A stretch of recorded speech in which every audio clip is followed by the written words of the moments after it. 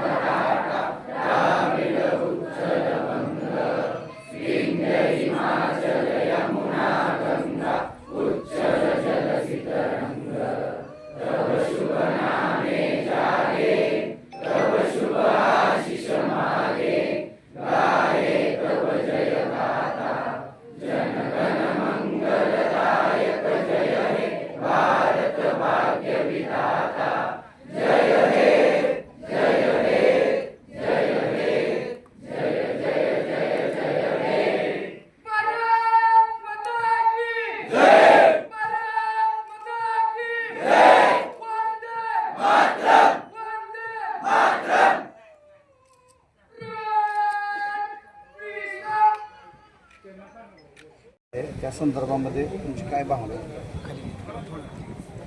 आज सांगोला तालुक्याचे भाग्यविधाते आणि महाराष्ट्राच्या राजकारणातील भीष्मपिता म्हणून ज्यांची ओळख आहे ते आपल्या सर्वांचे आराध्य दैवत स्वर्गीय भाई गणपतरावजी देशमुख यांच्या 5व्या पुण्यतिथीनिमित्त आज सांगोला तालुका आणि पंचक्रोशीतील आलेल्या सर्वच आबासाहेबांवरती प्रेम करणाऱ्या त्यांचे सर्व कार्यकर्ते असतील, नेते मंडळी असतील, त्यांचं मी देशमुख कुटुंबियांच्या वतीने या देशमुख कुटुंबाचं सदस्य म्हणून सर्वांचे मनापासून आभार व्यक्त करते की आपण सर्वजण इथे आलात आणि आबासाहेबांना भावपूर्ण श्रद्धांजली अर्पण केली।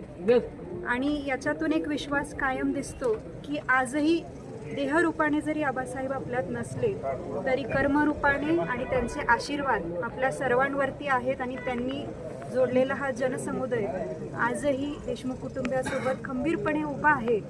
आणि म्हणून पुढे समाजकारण करण्याची ताकद या सर्व आलेल्या जनसमुदायातून आम्हाला मिळते। आणि या कुटुंबाचा सदस्य म्हणून अत्यंत दुःख झालेलं आहे की यावर्षी आमचे सासरे स्वर्गीय पोपट देशमुख यांचेही निधन झालेलं आहे।